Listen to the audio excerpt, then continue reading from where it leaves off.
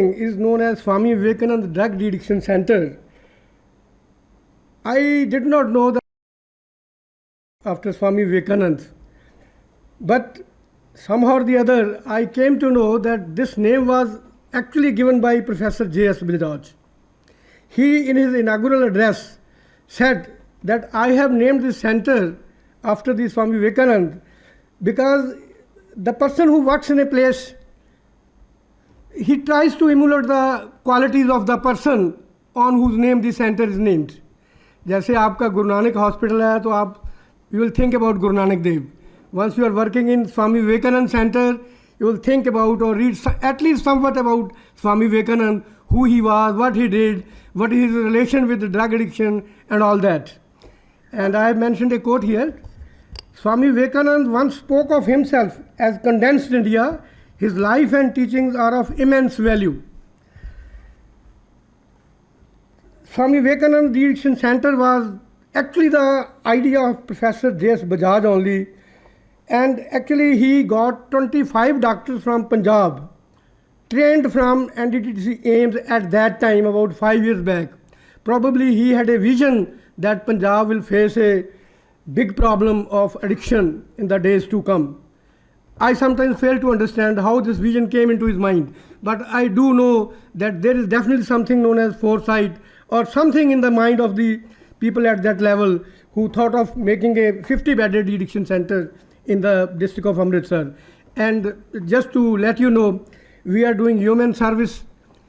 I have treated about 15,000 patients suffering from heroin addiction. Of course, alcohol and tobacco addiction do form a part of the whole, problem of drug addiction. Now, as far as my topic of integrating primary, secondary and emergency care is concerned, this is the pyramidal model we'll try to understand for students. Primary health centers, they lie at the primary care level, and the district hospitals, they come to the secondary care level, and the tip of the pyramid forms the medical colleges or the higher institutions like AIMS or even institutions like IHBAS, NIMHANS like. Now, the patients from, this primary healthcare areas, say villages, so they can just go to the district hospitals and they can be just referred by the system to the medical colleges for the emergency care. But it's a vertical access for the patients, but there is a lateral access as well. There is no restriction on this that a patient cannot go from a primary care, that a patient cannot go to primary care to the secondary care or to the tertiary care directly. He can go anywhere because he has a right to report to any type of doctor. And moreover, it is the flexibility of our system that patient can seek treatment of his choice depending upon his, so many factors, his knowledge, awareness, availability of money, funds, etc. Now, coming to the primary care doctor, so I have just tried to put in the role of a primary care doctor in alcoholism. So first that he has to understand that the disease model of alcoholism. So alcoholism is a disease. We have to, we just have to call it that it's a character disturbance only, that one drinks, that we just take it vaguely. It's not like that. It's almost, determined or established by the scientists that it's a disease. And we have to understand it as if it's a medical disorder like diabetes, hypertension, asthma. It has to be taken in those terms only. So the doctor should be aware about this thing. It's very important for you youngsters, especially you here.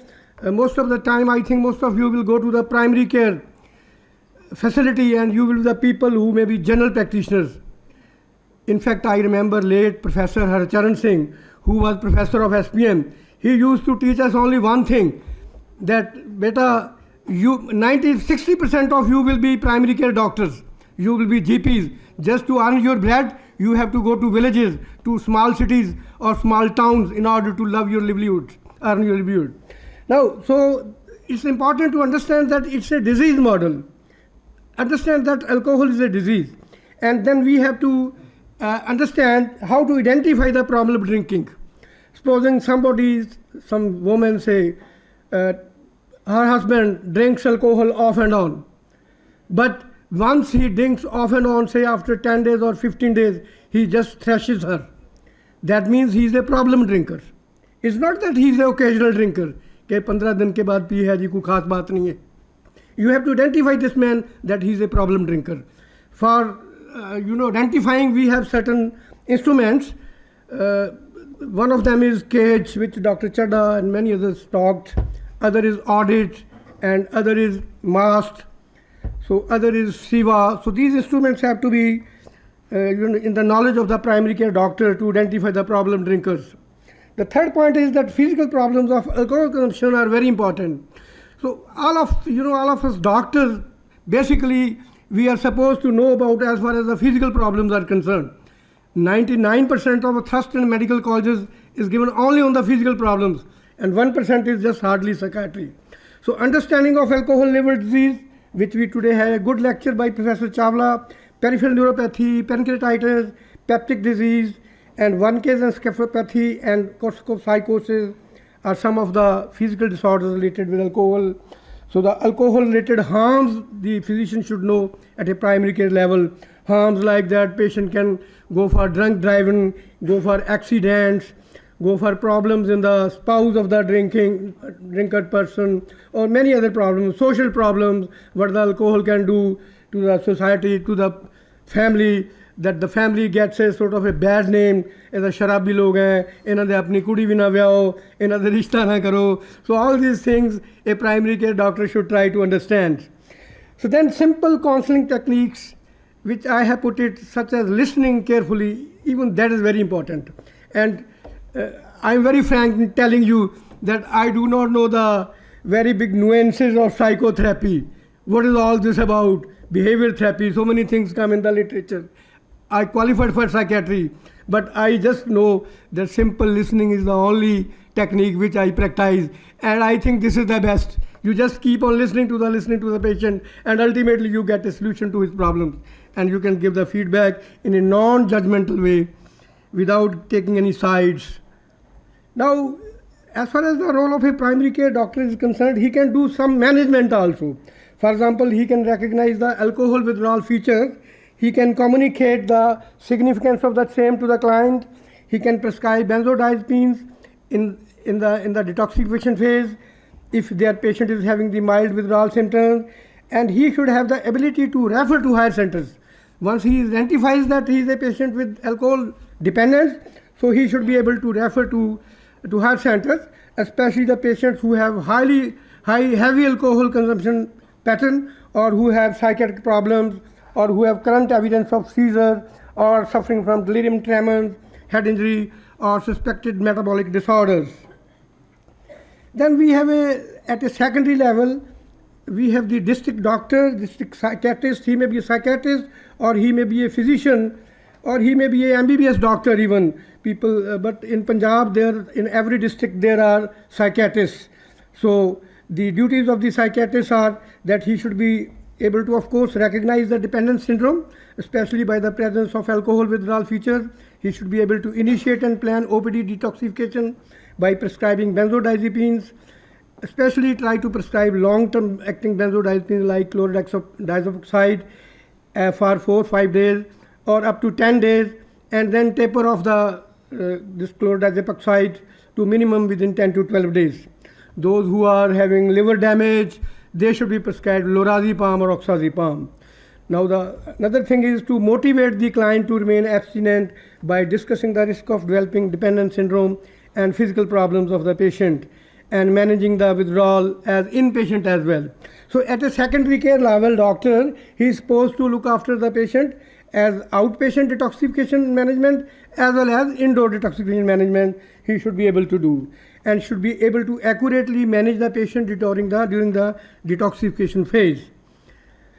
So he should be able to differentiate between simple and complicated withdrawal,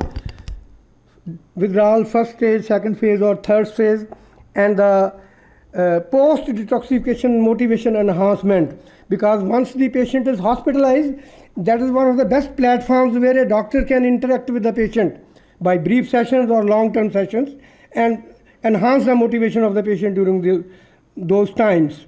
Offer and monitor disulfiram therapy for 1 year. I often do, what happens in my ward, patient says कि जी हफ्ता रवांगे doctor साहब, but I try to pull them over 15 days, because during those 5-10 days I am able to communicate with them more comfortably. I am able to examine the cognitive functions at that stage in a better way. I am able to assess the psychopathology also in a better way, because the patient is at that time free from alcohol. So try to increase the stay up to 15 days or 20 days as far as possible, but take consideration of the other factors as well. Now, offer and monitor disulfiram therapy to the patients who are well motivated and accept the treatment, apparently free from relative contraindications of disulfiram therapy. Now, one must remember that disulfiram therapy should be given in a very supervised way. In this, it should not be against the will of the patient. It should be by the consent of the patient. Written consent of the patient is very important. You can have from the tertiary care centers small consent forms printed and keep them with you at secondary level, and you can just monitor that. You can just get that, just read it thoroughly to the patient, explain them how the disulfiram acts and how it can cause reactions. The reaction can be dangerous to the patient and should not take alcohol 5-6 days after the starting of initiation of disulfiram, as well after leaving disulfiram for a few days. Alcohol should not be used. Also remember that metronidazole also can cause that DAR reaction, disulfiram reaction. So sometimes our physician friends are prescribing metronidazole or tindazole, so they should be well aware about this thing. Now, the tertiary care, secondary care doctor should be able to refer those patients if the patient is having mental disorder, for example, delirium, say dementia, then say depression, then psychotic disorders, mood disorders like depression or say mania or schizophrenia, because schizophreniform type of disorders in which the patient has delusions of jealousy towards the wife. These are very common. So the patient should be referred in such cases by the secondary care doctor to the emergency care doctor. Or if the patient has comorbidity, it is not the alcohol alone which the patient is abusing. Many times the patient is abusing other drugs as well, because alcohol actually is a gateway drug. Alcohol and smoking, they form the gateway drugs to harder drugs. Then they start taking, that opioid drugs in the form of heroin or opium or cocaine or other, highly addictive drugs. So always refer such patients to the tertiary care or the general hospital psychiatry unit, the medical college.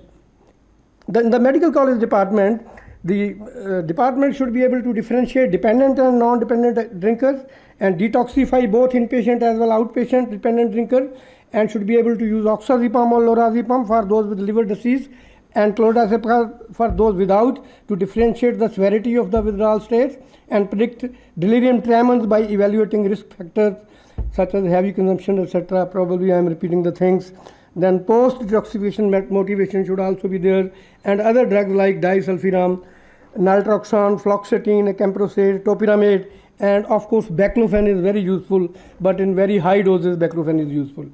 Then we have to choose the drugs through a process of active discussion with the patient and the family members, because many times the economic factors are there, many times the individual factors are there. A sort of pharmacodynamics should also be understood by the doctors at the tertiary care level or the medical colleges. The role of the psychiatry department should focus on the education of the family, supporting the family as well, offer group educative sessions or individual educative sessions, and have relapse prevention programs, relapse management programs, or referrals, those with comorbidity, etc. So they should be for long-term inpatient stay should be there, as I've just emphasized, and to maintain the consultation liaison services for alcohol dependence in GHP use, and should be able to run a program for non-dependent problem drinkers as well, because it is more important to address the people who are not dependent on alcohol, because they are at early stage of dependency, they are going to have it, and that is why it is the importance of prevention programs. So those programs are, again repeating, education is very important, then harm benefit balance should be discussed with the patient, disease models should be discussed with the patient, chronic relapsing model should be discussed to the patient, treatment options, outcome and benefits, and mortality risks in alcohol should be discussed with the patient. There's one model known as abstinence model, other is the harm reduction model. These days, these two things are going on simultaneously. Some people believe that it is the total abstinence which matters, and some people say not necessarily, we may just reduce the harms. Say, I'm giving you the example, for example, in cases of HIV, if we are giving them good syringes, so at least we are doing some harm is being reduced by using the sterilized syringe, which is being this program, National Syringe Exchange Program, a needle syringe exchange program is being done by NACO, so in many centers. So the idea is to reduce harm to the patients by way of preventing HIV and AIDS, the disease. So coming to the next, now this slide is very important. In fact, I will like to say in this slide, what is there in its pyramid is lying down here. Na? You can assume that first is the prevention phase. Next is the at-risk phase. Thank you very much.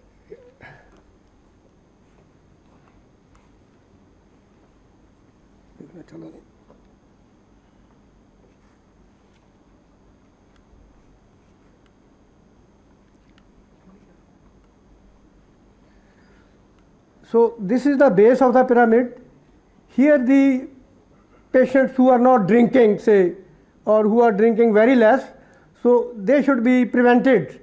And for further use of alcohol, we should try to focus abstinence or prevention in whatever forms. And this is the at-risk group. This group will go to the secondary care doctors, and harmful use group, at-risk group. We here can do brief counseling, or we can facilitate a self-change in the patient by virtue of so many things, by virtue of techniques, brief psychotherapies, counseling, listening to the patient. And this is the tip of the model. Here is the patient is dependent on alcohol, and here the treatment is as Dr. Chadha described. First we have to do detoxification, then we have to rehabilitation. So this is the group which comes to the medical college. This will remain in the secondary care. Group will remain in the villages, rural areas. So that is the issue has to be addressed to the rural areas. So there is a heterogeneous population, heterogeneous group of patients of alcohol addiction who can present with various types of presentations or various levels of addiction or not addiction to the doctors at different level. And we should be able to integrate care at all the levels. Then this is about, this may be a repetition. It is to understand about the alcohol use disorders, alcohol abuse, dependence, intoxication, withdrawal states, one case encephalopathy, Korsakoff syndrome are some of the brain disorders which I will focus here. Just for the youngsters, as there was a question in the morning that, genes are very important. And environment is equally important. And it is an interaction between the two, biology and environment. That is how the disease of alcoholism is caused. But still I can just give a comment that it is a complex disorder. Complex disorder still needs to be, lot of things to be done. So there is a genetic contribution to drug abuse and addiction, overlapping with environmental influences that help make it a serious problem. Now based on the learning theories, taking drugs makes you feel good or euphoric, you are likely to continue. Then you will be taking drugs. This is called positive reinforcement. Not taking drugs makes you feel miserable. There is withdrawal. In order to avoid that, you will again start taking drugs. This is called negative reinforcement. I can just tell you in my life, I had my first beer when I passed first prof MBBS. And my students from Medical College Patiala, there was a green, hotel green. They all were happy, but I was brought on. I don't know how they brought me. But that was the first and the last chance in my life. So probably it was a negative enforcement or punishment. Some sort of behavior took place, but after that, that behavior was not repeated. So there may be individual with genes or without genes. So this is negative reinforcement. Further, we can go for clinical assessment, history taking, examination, physical examination is very important, psychological examination, then financial status of the patient is important, occupational level is important, family history, that history as far as law is concerned, legal implications of the patient. So all these things should be assessed when we are doing a clinical assessment of patient with alcohol dependence. Then we should go for the investigations, LFTs, blood alcohol concentration, USG abdomen, CBC, CXR, EKG, B12 levels, all these things. In my experience, I have seen that sometimes the alcoholics are not easy to bring, to be brought to the hospital. Then I will just ask their family members, okay, you don't bring the patient to me, you bring the patient to a physician. I will just ring him and he will go for all these tests. And then you bring the patient to me. That, okay, let us consult the Department of Drug Addiction over there, that there is some problem with your liver functions. आप बेटा शराब तो P रहे हो, अब हम चलते हैं वहाँ डॉक्टरों के पास. और इस बहाने what I do, I'll show them, I try to do counseling and will show them that this is a place where you can stay, a good place. There's no harm in being here for 7 days, 10 days. So that when the patient sees that place, sees the facilities, then he starts believing also, oh no, there is a treatment for this. Okay, if you don't want to stay with me, you can stay in a medical ward also. So like that we have to, manage the patients. And the investigations are helpful, although they are not 100% helpful, but they just give us an idea about the liver function test. So all these, they give us idea where the patient is. Sometimes there is something is missing. Say even the more than, 100 milligrams of that OTPT levels, it helps me in motivating the patient that beta, your liver is getting spoiled. Now you stop your alcohol and we should seek treatment for it. So then we can use questionnaires, especially in the primary care setting, CAGE, audit, CYR, neuropsychological assessment in those with head injury. And then we have the emergency management. In this, basically two types of emergencies come to us. One is the intoxication and other is the alcohol withdrawal syndromes in various stages. I won't repeat intoxication symptoms. Management, again, I won't repeat. Basic, it is the cardiovascular and respiratory support is very important. Blood pressure should be maintained. Intravenous fluids are very important. And assess for other drug use, especially benzos or opioids, and closely monitor till the patient starts having the withdrawal symptoms. Now, monitoring the alcohol withdrawal, these are the tools. Then these are the symptoms. These are the, it can begin within 24 hours. There was a multiple choice questions in which 18 hours तक दिया था भाई साहब आपने, 24 घंटे तो लिखा ही नहीं, तो फिर मैंने तो 18 hours कोई मार्क कर दिया था. Last up to 5 days, 90% of cases do not go beyond this stage. Then we have the, mostly untreated phase 1 go to phase 2, stage 2. Hallmark in stage 2 is the presence of visual hallucinations. Stage 3 is 2% mortality in these cases. There may be disorientation to time, place and person, and lability of mood. And most important symptom is the clouding of consciousness. The consciousness of the patient is not clear. He is having confusion.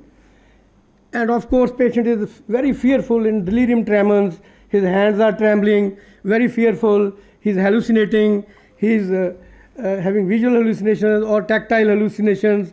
For younger, you may, when you go into the medical wards, you may see that there are patients who are lying restlessly in the bed, tossing up and down in the bed. You may be surprised that they are medical patients, but many of them come out to be patients suffering from alcohol addiction, or they are just having delirium due to many other medical causes. Delirium is a medical emergency. It can be because of fever, malaria, typhoid, etc. So like that. The aims of our treatment are that we have to relieve the distress of the patient, we have to prevent more serious symptoms, or we have to foresee the worsening of symptoms, and we have to utilize this opportunity for long-term treatment, keep the patient in the hospital for a long time, and go with drugs for long-term management. Detox pharmacology, not repeating. This is about disulfiram. Many of the youngers may not be knowing how the disulfiram acts. It is not the some biochemical change which the disulfiram produces. It is a reaction of the alcohol within the body, that acetaldehyde hormone, that chemical which causes a reaction which raises the aldehyde level in the blood, which causes the aldehyde syndrome, and which leads to the development of various symptoms like flushing of face, sweating, hypotension, respiratory distress, etc. So in fact the patient has to be told कि भैया आपने शराब पीनी है या disulfiram खानी है. You have to select one of the paths. So those who are not motivated, they may consume both the things and develop reaction, and may not develop reactions. Those who may not develop reaction, they may say doctor तो ऐसे ही कहते हैं, मेरे तो कुछ नहीं हुआ. Those who develop reaction, they may take you to trouble. Court के डॉक्टर साहब मेरे को तो आपने ऐसे ही परेशान कर दिया, हमने तो अपने लड़के की शराब छुड़ानी है ना कि इसको मरवाना है. घर वाले ऐसे भी कह सकते हैं. So definitely we have to take care of the patient's life. That's more important. And that is why in disulfiram therapy is called deterrent therapy. उसके मन में डर पैदा करना है. Or once he is stabilized on disulfiram for few days, then the patient usually does not take. Metronidazole can also cause a reaction. Informed written consent is the most important thing. And always monitor the liver enzymes in the cases who are taking disulfiram, because disulfiram has its own drug actions, like action on the liver enzymes. These are the anti-craving agents these days being used: naltrexone, acamprosate, and then topiramate and baclofen. I have the experience of using all of them, and still I can just say that it is a hit and trial method, I think, most of the time. It is not sure that which drug will be effective in which state. In type A alcoholics, it may be naltrexone. In type B, it may be different. In some other patients, sometimes no drugs are not required. It is only your counseling which is helpful. And topiramate is very helpful, especially when you find that there is a sort of mood dysregulation in patient. Patient says, well, there is a depression, sometimes mania, sometimes cheerful, sometimes outgoing. These types of patients can be helped better with topiramate, because topiramate is a drug which is a mood stabilizer as well, just as lithium or sodium valproate. Baclofen, as far as the literature is concerned, its doses have been recommended up to 60 milligram a day, but it is being reported by many people that more than 100 milligrams a day is more helpful in the management of alcoholism. This is about relapse prevention. Patient is continuing drug using in spite of your treatment, still dependent on it. He may be abstinent following your treatment. Then he may lapse, single episode of drug use after treatment. Then he may relapse, again coming to the dependent phase. So warning signs of relapse are, he may be socializing with the drug users. Always try to tell the patient कि जो अपने दोस्त हैं उन्होंने छड़ दो भाई तुसीं उन्हें उत्थे ना जाया करो, अपनी कंपनी चेंज कर लो, चेंज योर एनवायरनमेंट, सोशलाइजिंग कम कर दो. मिसिंग ट्रीटमेंट अपॉइंटमेंट्स, अपने अपॉइंटमेंट्स ना मिस करो, साढ़े कोल रेगुलरली आओ. साढ़े कोल आओगे तो कुछ सीख के जाओगे, काउंसलिंग होएगी ਤੁਹਾਡੀ. नशे बारे आओगे नाले हॉस्पिटल आओगे तो ਤੁਹਾਡਾ टाइम अच्छा बीतेगा. You are coming as a patient. If you go to a shop of wine, you will be going there as a criminal. You may have a feeling in your mind कि मैं शराब खरीदने चले हाँ. You may have a quarrel with your wife or the family members, but when you come to the hospital, you have a status. So then it is experiencing the increased boredom. So try to encourage the patient to have alternative activities for entertainment and significant increase in the thoughts of using alcohol.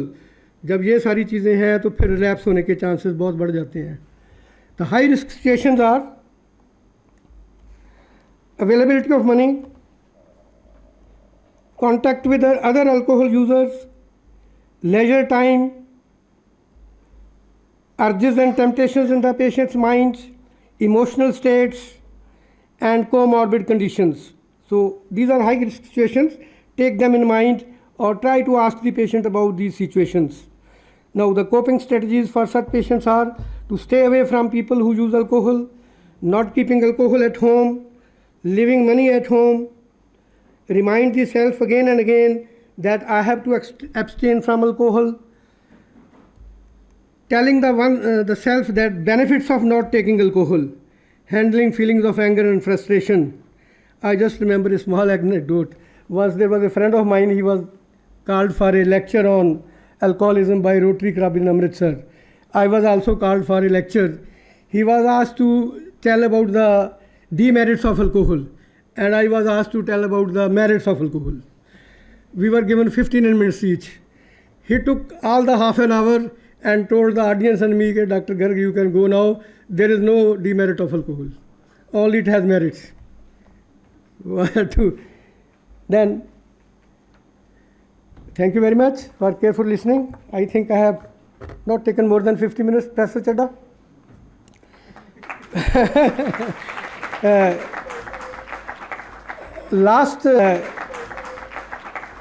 Last night, I got a message from WhatsApp from a friend.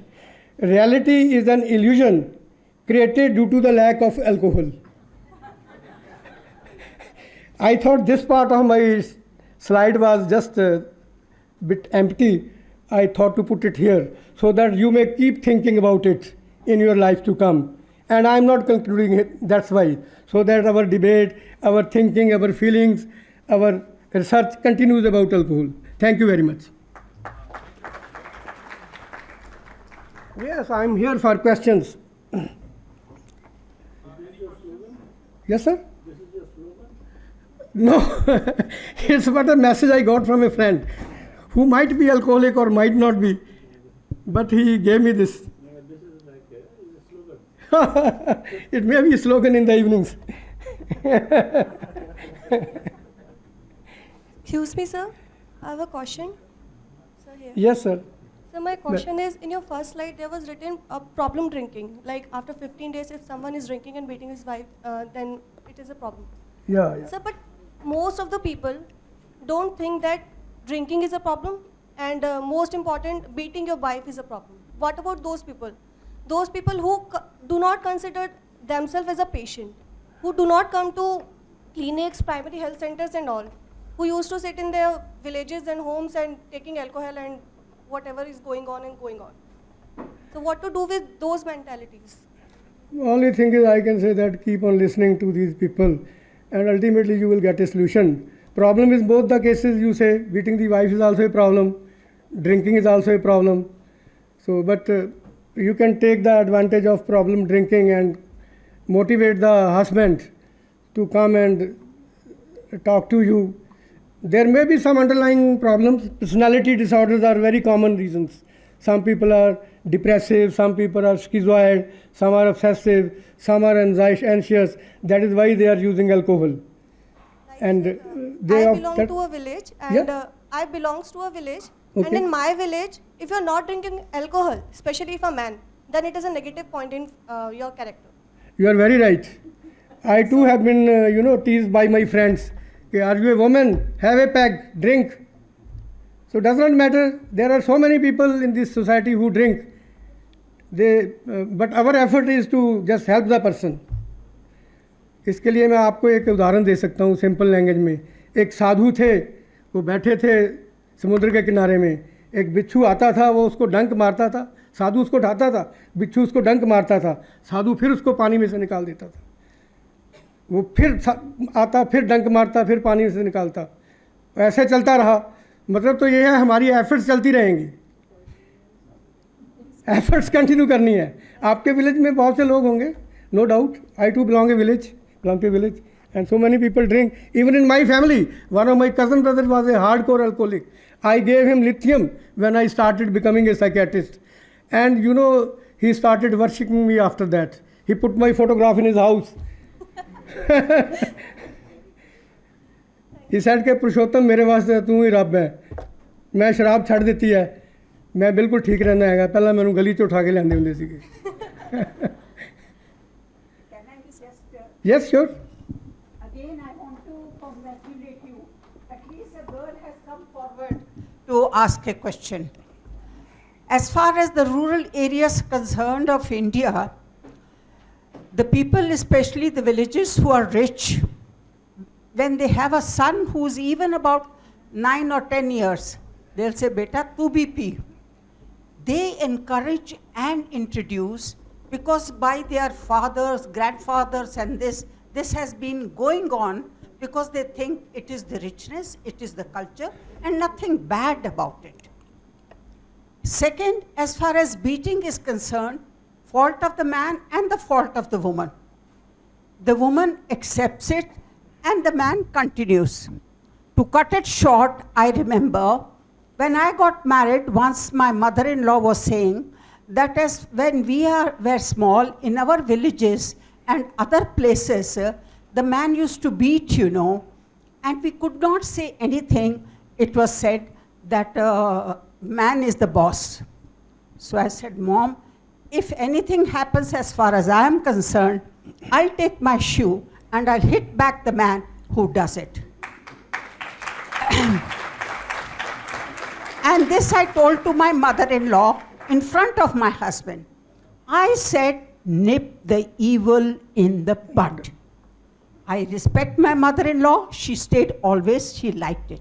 So the solution to your problem is, don't give up. Go to the rural, think rural, that what brought them, and give the solution, create a positive atmosphere for a man. Quite often men who lack confidence, and if a lady is more beautiful or more innovative or other, man gets jealous and starts doing many things. So forget it. So never give up, and I feel very happy that you found a problem. You'll do a research, and I'll come back to you if I'm living to ask how much improvement you did in your village. Really, you have done a wonderful job. In fact, I always try to focus myself on the problems of women. Especially the women are, suffering both ways. Both ways they are suffering. The husbands are drinking, women are suffering. Either the husband dies, they are widows, again suffering. The sisters are suffering, wives are suffering, mothers are suffering. So suffering for the women is definitely much more. And I am very sensitive to it. And you will be pleased to know that I have announced totally free treatment to the children of widows in my center. So this is the first thing I have learnt in my life, that we must respect our women. And our women are the ones who can save our country. I believe that also. Thank you. Excuse me, sir. Yeah. Sir, here. I have a question. Sir, here. Yes, sir, please. Sir, we are talking about framing a national policy on alcohol-free India or like this then. But we know that even if the government takes any steps, the people will remain as they are. Very little change will occur. So what are the other steps we as clinicians can take in the society to create alcohol-free India? Of course, as far as these things are concerned, I think these might be discussed today evening up to now. I think so many things will come out. But only thing I can tell you out of my own feelings, that Punjab suffered a lot of terrorism, and terrorism was not finished by the government. It was the people who finished it. And similarly, this drug terrorism, problems of alcohol, drug addiction will be finished by the people only. Ultimately, we have to unite and fight out these problems from our society. So I think there will be definitely some issues like that. Definitely problem will be solved. Are you satisfied or not? No, not satisfied. Okay. In fact, yes. Sir, I wanted to know the role of a doctor in the society. A role has a doctor, lot of role in the doctor has. The doctor is required in schools, doctors required in the villages, the doctor is required for the elderly, doctor is required for the children, for the industries. Everywhere the doctor is required. Doctor is one thing who can bring about a big change in the life of a country, not life of citizens only. He can change a country. हमारे minister भी तो अब doctor हैं हर्षवर्धन जी. So a doctor can do a lot. He has a lot of role to play. It's the way you take it. It's the way you take it. You take the things. I take it boldly and in that way, and I think we can change it. Sir. I don't know why the doctors has a plenty to do. Number one, awareness. abroad, they had taken the wine bottles, and in the campaign, they had put in some embryos, some fetus or other. What I'm saying is, whatever the culture or other, the doctors can find best methods of creating awareness. That is one. Number two, counseling, very important. Third, harmful effects. As far as most important is, never let a patient feel that he is bad. Don't make judgments. Put yourself in the patient's position as if you are an alcoholic and you have come to a doctor. And then treat. There are so many modalities. You'll say about the harm, then you'll say hospital, prevention. So I would say a doctor has a very good role. And you as the youngsters, each one of you, if you write 5 points on prevention, one of you, 5 on counseling, 5 on the lecture that we have, that how to treat primary, 5 on the district level, 5 on the final point level, somebody on the social point of view, will create a wealth of knowledge. You doctors have immense. You just have to gather. I don't mean to say that you start drinking. Have a beer if you want to, half a pint. Thank you, Doctor. We can conclude the session at this stage. And I'll invite, I'm thankful to Dr. P D Garg for his very informative session. Thank you.